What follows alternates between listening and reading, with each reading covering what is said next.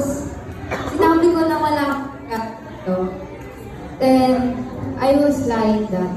Ito yung regalo ko. Sana magustuhan mo kahit di gaano kamahal. Yan. So, ate, Oo. Walang iiyak. Walang iiyak. salamat kasi kapag wala si Iiyak mama, na yan. Oo, baka sa stima si Daddy, iyak ka kasi na. kapag wala si mama, si papa, tsaka si ate May, lagi kang nandyan para bantayan ako, tsaka alagaan ako. Salamat din kasi ikaw yung one of the best supporters sa buhay ko na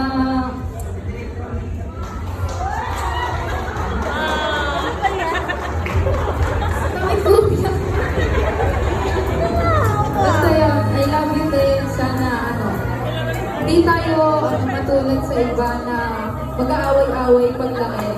Sana we stay strong, Ate May, and I love you all. Happy birthday.